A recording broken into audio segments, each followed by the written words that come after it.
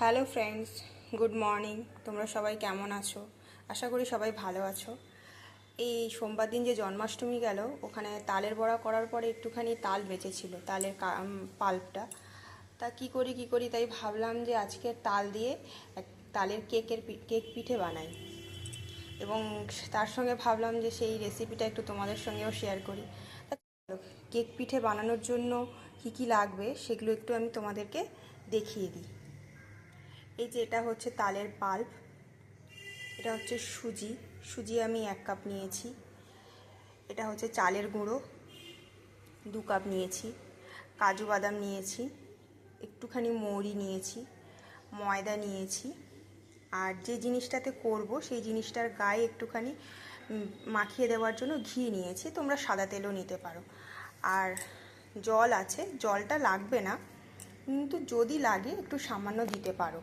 তবে এই জিনিসগুলোর পরিমাণ তোমাদের কাছে তালের পাল্পটা যতটুকুনি থাকবে তার উপরে আন্দাজ করে তোমাদেরকে এই জিনিসগুলো নিতে হবে।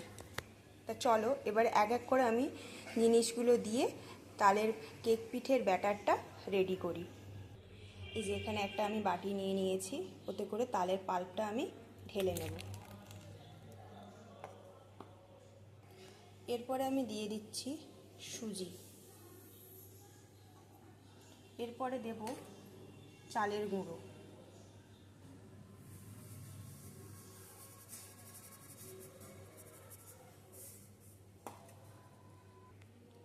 এরপরে দিচ্ছি ময়দা,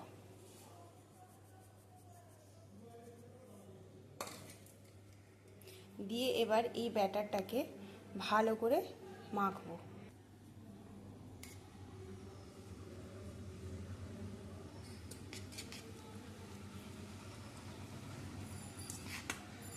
আমার ব্যাটারটা মাখানো হয়ে গেছে। একদম পাতলা হবে না, আবার একদম গাঢ় হবে না, মিডিয়াম মতো রাখবেন। এরপরে আমি এতে কাজু বাদাম আর মৌরিটা দিয়ে দিচ্ছি, দিয়ে এবার এটাকে একটুখানি মেখে নেব।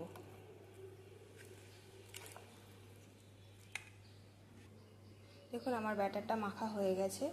এতে নারকেলও দেওয়া যায়, কিন্তু যারা নারকেল খেতে পছন্দ করেন না তারা দেবেন না, যারা খেতে ভালোবাসেন তারা দেবেন। আমাদের বাড়ির লোকজনের একটু নারকেলে একটু অসুবিধা আছে, অ্যালার্জি মতো হয়, তা সেই কারণের জন্য আমি এতে নারকেল দিইনি। এবার এতে যেহেতু আমি সুজি দিয়েছি সেই জন্য এটাকে আমি 5 মিনিট ঢাকা দিয়ে রেখে দেব।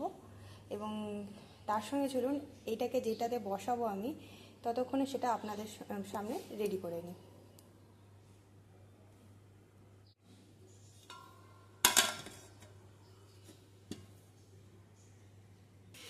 এটা যেহেতু কেক পিঠে তাই আমি এই ব্যাটারটাকে প্রেসার কুকারে করেই করব, এবং তার আগে আমি এখানে একটুখানি ঘি দিয়ে প্রেসার কুকারের সারা গায়ে ঘিয়ের মিশ্রণ প্রলেপটা দিয়ে নেব। এটা আমার একটু বেশি পড়ে গেল, এর থেকে একটু খুবই সামান্য দিতে হবে।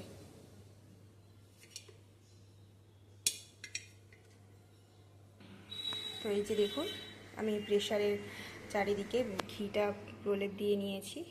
আপনারা প্রেসারে ছাড়া আরও একরকমভাবে করতে পারেন। এই ব্যাটারটাকে কলা পাতা কেটে নিয়ে এসে ভালো করে ধুয়ে কলা পাতার গায়ে হালকা করে ঘি বা সাদা তেলের প্রলেপটা দিয়ে তার মধ্যে ব্যাটারটা দিয়ে ননস্টিকের কড়াই বা ননস্টিকের ফ্রাই প্যানের উপরে কলা পাতাটা রেখে তার উপরে ব্যাটারটা দিয়ে তার উপরে আরেকটা কলা পাতা চাপিয়ে আপনারা ঢাকা দিয়েও করতে পারেন। তা ওই প্রসেসটা আমি আরেকদিন দেখাবো। আজকে যেহেতু আমি প্রেসারে করেই করছি। এবার আমি এতে পরিমাণ মতো চিনি অ্যাড করব, তারপরে এটাকে আমি প্রেসারে বসিয়ে দেব। দেখুন আমার 5 মিনিট রাখা হয়ে গেছে, সুজিটা একটুখানি ফুলেও গেছে। তা এরপরে আমি এটাকে প্রেসারে করে ঢেলে দিচ্ছি।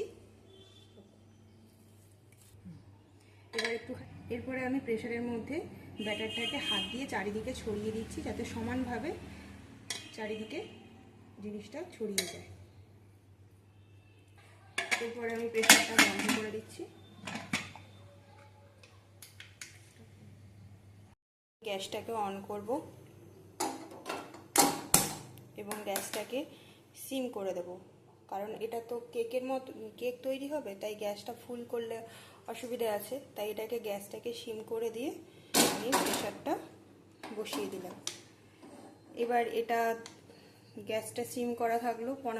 15 মিনিট পরে এসে প্রেশারের ঢাকাটা খুলে একটুখানি দেখতে হবে জিনিসটা হয়েছে কিনা। যদি না হয় তাহলে আবার ওটাকে ঢাকা বন্ধ করে গ্যাসটা সিম করে দিতে হবে। বড়জোর এই কেকটা তৈরি হতে আপনার 20 থেকে 25 মিনিট বা 30 মিনিটস টাইম লাগে। তো চলুন এখন এটা হোক, যখন রেডি হয়ে যাওয়ার পরে আবার আপনাদের সঙ্গে ফিরে আসছি। কেক পিঠে রেডি হয়ে গেছে। আমি আপনাদেরকে একটা টুথপিক দিয়ে দেখুন, এই যে দেখুন টুথপিকের গায়ে কিন্তু কোনো কিছু লেগে নেই, তার মানে আমাদের পিঠেটা রেডি। এরপর আমি এটাকে বের করে প্লেটে ঢেলে আপনাদেরকে পুরো ভালোভাবে দেখাচ্ছি। এই যে দেখুন বন্ধুরা, যে দেখুন কতটা সফট হয়েছে, এবং এই যে আমাদের রেডি তালের কেক পিঠে। বন্ধুরা আপনারাও বাড়িতে রেসিপিটা ট্রাই করতে পারেন এবং কেমন হয়েছে সেটা জানাবেন কমেন্ট করে।